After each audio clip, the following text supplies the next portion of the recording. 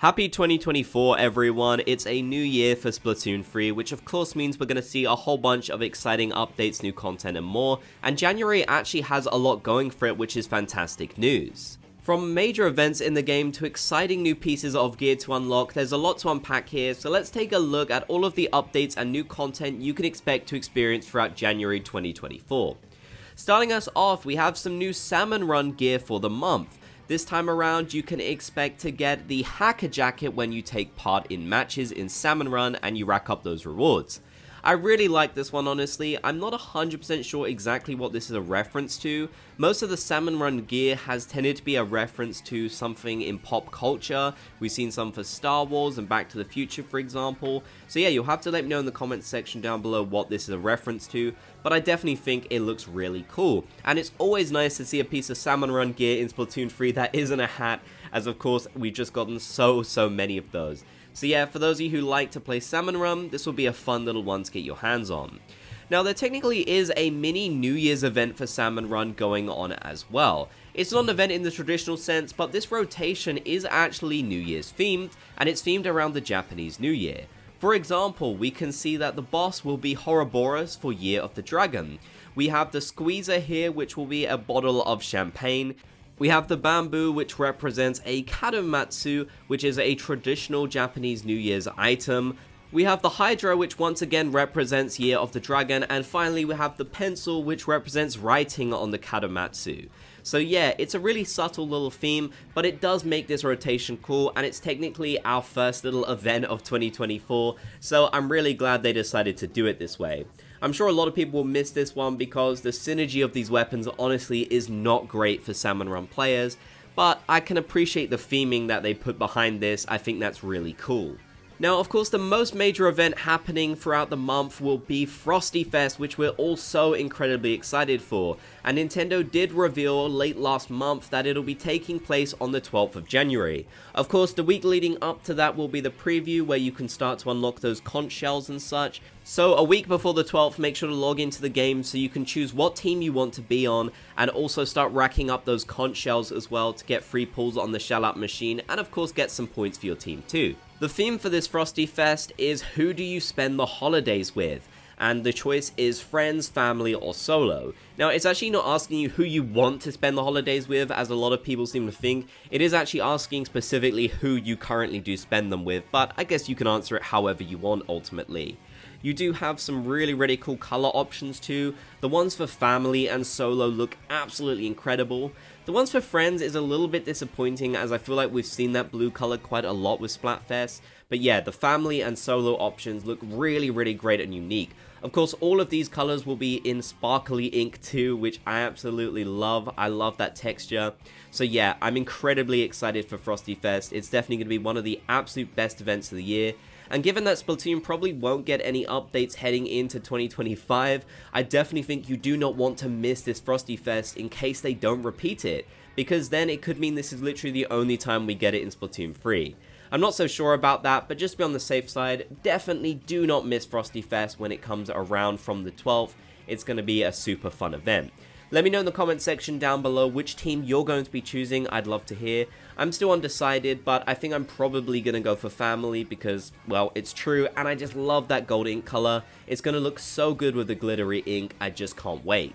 Now, I did speak about new pieces of gear. Of course, we've got the Salmon Run one, but there will also be some special new pieces of gear which they'll be releasing soon for Frosty Fest 2. We have the Golden Gala Mask, the Octopearl Crown, the Coral Reef, and the Dapper Dasher Hat. And these should be released in early January through the Nintendo News section on your Switch. You'll be able to head to the news section and unlock these pieces of gear via the terminal in the lobby. So hopefully Nintendo will do this pretty soon. They haven't announced exactly when they plan on doing it, but I'm guessing that probably when the Frosty Fest preview happens, that's when they'll launch them. In the past, they have had a few problems where they delayed releasing the gear so people didn't actually get it until the events were over, so hopefully they will not make that mistake this time around because I want to be wearing some of these for the event. I'm definitely going to make a video when they do actually release these, so don't worry, as long as you've got notifications on, you should know exactly when they are launched, but just keep a close eye on your Nintendo News tab and you should have a pretty good idea of when they come out, as it'll be a new Splatoon icon that talks specifically about unlocking this gear. So yeah, I can't wait to get my hands on them. We will also be receiving a new update in the month of January as well, in the form of a mid-balance patch. This will be so Nintendo can make some adjustments to some of the content and new weapons that they added within the chill season. I'm not honestly expecting too many changes with this particular update, as they have already released, I believe, 2 different patches recently, even one recently where they adjusted the splatter color screen, something I definitely thought they would do during the mid-season balance patch. So it'll mostly just be some adjustments to weapons and maybe a few specials, but overall I'm expecting it to be a fairly small update.